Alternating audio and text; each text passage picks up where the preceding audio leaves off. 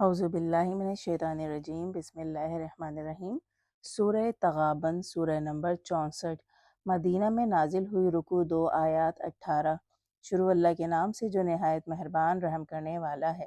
جو چیز بھی آسمانوں میں ہے اور جو چیز بھی زمین پر ہے، اللہ کی تسبیح کر رہی ہے۔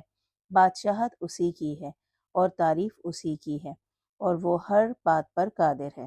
اسی نے تمہیں پیدا کیا ہے، اب تم میں کوئی کافر ہے اور تم میں کوئی مومن، اور اللہ تمہارے عملوں کو دیکھ رہا ہے۔ اس نے آسمانوں اور زمین کو حق پر پیدا کیا اور تمہیں صورت بخشی، پھر تمہاری صورتوں کو خوب بنایا، اور اسی کی طرف واپسی ہوگی۔ وہ جانتا ہے جو آسمانوں اور زمین میں ہے، اور جانتا ہے جو تم چھپاتے ہو اور جو کھلم کھلا کرتے ہو، اور اللہ سینوں کے بھید جانتا ہے۔ کیا تمہیں ان کی خبر نہیں ملی جنہوں نے تم سے پہلے کفر کیا، کہ انہوں نے اپنے کام کی سزا کا مزہ چکھا اور ان کے لیے دردناک عذاب تھا۔ یہ اس لیے کہ ان کے پاس ان کے رسول واضح دلائل لے کر آتے تو وہ کہتے کیا بشر ہماری رہنمائی کریں گے؟ سو انہوں نے انکار کر دیا اور منہ موڑ لیا، اور اللہ نے بھی بے نیازی دکھلائی، اور اللہ بے نیاز اور صاحب تعریف ہے۔ کافر دعویٰ کرتے ہیں کہ وہ اٹھائے نہیں جائیں گے۔ کہہ دے کیوں نہیں، میرے رب کی قسم تمہیں ضرور اٹھایا جائے گا، پھر تمہیں تمہارے عملوں کی خبر دی جائے گی، اور یہ اللہ کے لیے آسان ہے۔ پس اللہ اور اس کے رسول اور اس نور پر جو ہم نے اتارا ہے ایمان لاؤ، اور اللہ تمہارے عملوں سے باخبر ہے۔ جس دن وہ تمہیں یوم حشر کے لیے جمع کرے گا، وہ دن ہوگا ہار جیت کا، اور جو اللہ پر ایمان رکھتا ہے اور اچھے عمل کرتا ہے، اس کی برائی اللہ دور کر دے گا، اور اسے ان باغوں میں داخل کرے گا جن کے نیچے نہریں بہتی ہیں، اور جن میں وہ ہمیشہ ہمیشہ رہیں گے۔ یہی بڑی کامیابی ہے۔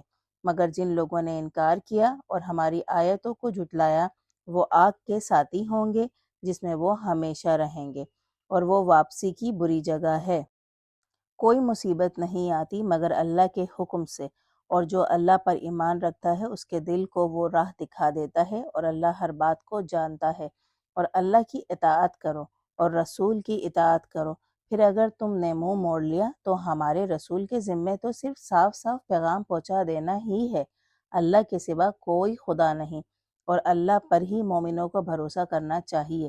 اے ایمان والو، تمہاری بیویوں اور تمہاری اولاد میں تمہارے دشمن بھی ہیں، سو ان سے محتاط رہو، اور اگر معاف کر دو اور درگزر کرو اور بخش دو تو اللہ بھی بخشنے والا رحم کرنے والا ہے۔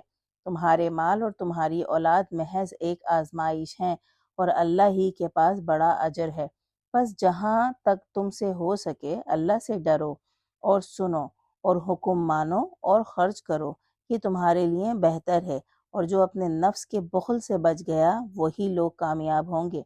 اگر تم اللہ کو قرض حسنہ دو گے تو وہ اسے تمہارے لیے کئی گنا کر دے گا اور تمہیں بخش دے گا، اور اللہ قدردان اور بردبار ہے، غائب اور ظاہر کا جاننے والا اور غالب و دانا ہے۔